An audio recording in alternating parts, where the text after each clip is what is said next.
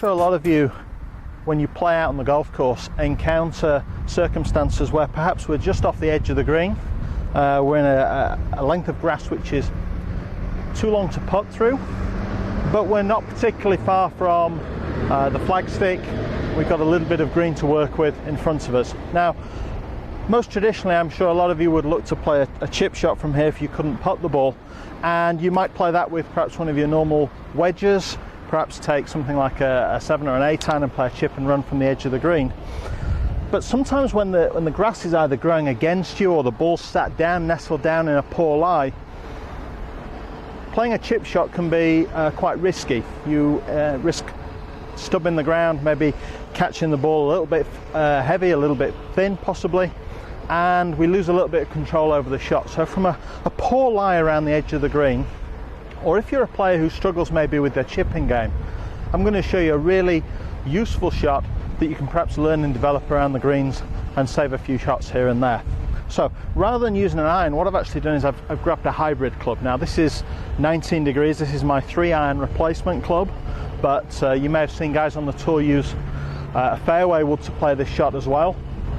If you have a hybrid in the bag, I prefer a hybrid because it's got a slightly shorter shaft, but a 5 wood or a 7 wood would work equally as well. So we've got a lie here, it's nestled down in the grass a little bit. I've not quite got a lie that I fancy chipping it from, so what I'm going to do is I'm going to use the hybrid and the loft of the hybrid, but treat it like almost like a putter. And there's a couple of changes we need to make to our normal chipping technique to make this shot work. So we start out by positioning the club behind the ball, and once we've done that, we build the stance. We set the club at its normal angle. We don't want the club too upright or too flat. We set it at the normal angle, and we grip down the shaft a fraction. So we don't want to be right down off the bottom of the grip, but we go down towards the middle bottom half of the handle just to give us a little bit more control because it is a much longer shaft. And then we assume our normal putting grip, and that would be a grip which takes the club out of the fingers a little bit and puts the club a little bit more in the palm. And we do this to prevent flipping or delivering the hands too much into the shot, delivering the club head by using the wrist hinge, something we wouldn't want to use in this shot. We'll lose control of the club head and certainly lose control of distance in this shot. So we change the grip slightly to make the wrists a little bit more passive, a little bit quieter. We put the ball opposite the left heel, and we take a stance which is no wider than half our normal stance. I've got my feet relatively close together here so that we can stay nice and centered in front of the golf ball. So we've created a situation where when we present the club slightly forwards in the stance in front of the left heel, I'm maximizing the loft on the hybrid. And then very simply from there, with the putting grip, we simply control the swing backwards and forwards with a simple rocking, turning of the shoulders through the shot. So we let the arms and the shoulders swing as one, and we just pop the ball out of the rough, chips it over the edge of the fringe, and once it's on the green, it effectively rolls like a putt.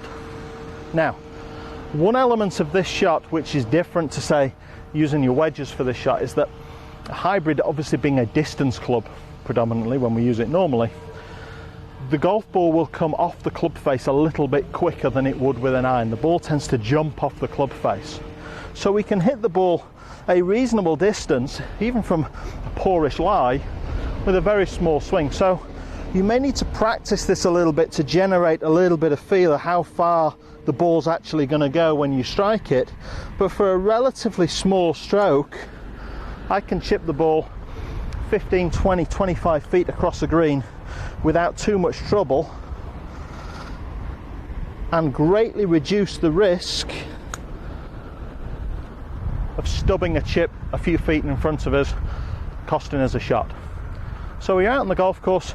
Certainly I'd maybe try practicing using this shot around the greens. If you've got a chipping area at the club, certainly develop it into your practice. It's a very useful shot from grassy lies where the ball is sat down a little bit, very bare lies. Any time that you look at the lie of the ball and you're not quite sure whether you really feel that confident chipping the ball, reach for a hybrid, learn to play the shot, chip and run with that club. It'll be a lot more consistent, it's a lot safer, and it's guaranteed to save you maybe 2 or 3 shots around once you get that.